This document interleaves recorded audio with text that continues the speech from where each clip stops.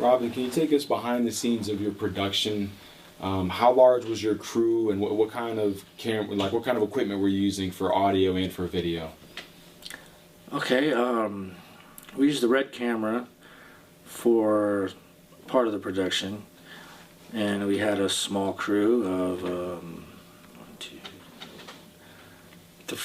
four people. And what were the four people doing? Lighting, sound, and the camera operator and the camera operator's assistant. And then I had production assistants, hair and makeup. And what kind of equipment did you have on like the lighting side and then the audio side? Yeah, I'm not too much of a technical guy. Yeah. I make sure I have really good people around me. And I check what they're using to make sure it presents, it does a good job, and I don't often remember the names of a lot of the items. I'm more of a like, this works, great, let's use it. And but we had the boom, mic, lights, and the camera. And do you feel like you could have gone with less crew, or was that like as low as you can go? And then on the other side, do you feel like there were more crew members you really could have used if money or budget would allow?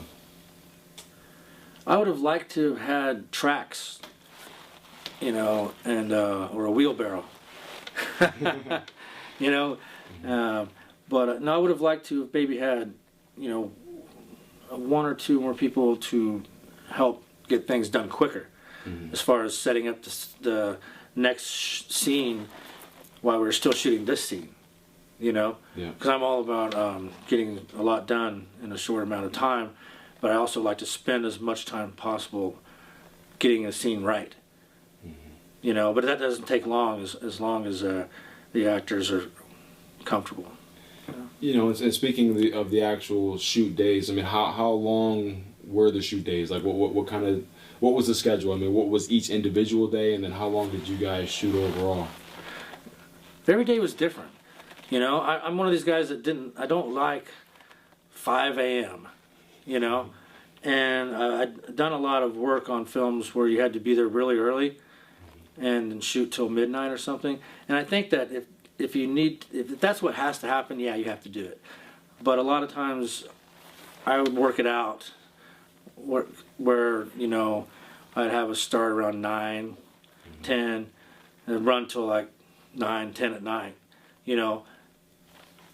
But so that's but it's different every day. If we had a lot to do, I shot it in 7 days.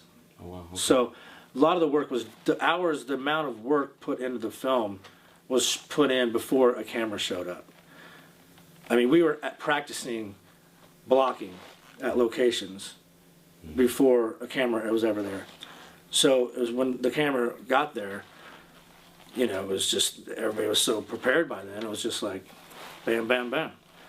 So how were you able to be in both places? You say that the camera's not there yet you're there. Yeah, I'd find locations. I'd talk to the owners of the locations and rehearse at the locations before shooting started. I'd get the actors together, say, hey guys, let's all rehearse at this location. Just because I come from the theater and music background, we would rehearse a lot before we did a show. So I approached this similar to the way I would a rock band. We got to rehearse our asses off before the crowd shows up. The crowd to me was the camera. You almost make it sound like some of the locations you were securing as you were going along in production. So some of the locations weren't locked in beforehand? No, I was rehearsing on locations before. I'm kind of known to get things started before everything's always there, but I've always been able to get everything there and done well, especially on my second film, by getting the ball rolling. Everything's here, everything's ready to go. So I'd have things, we'd be rehearsing at locations before official production started. I would tell all the actors and everybody, hey, I'm going to make this happen. And if it doesn't work, we'll put on a play. you know. And for instance, that's what I'm doing right now in Los Angeles. I have a play that was going to be a movie, and it wasn't. And so now we were rehearsing for it as a film at the locations, and now I just rewrote it as a play, and we're putting it up as a play.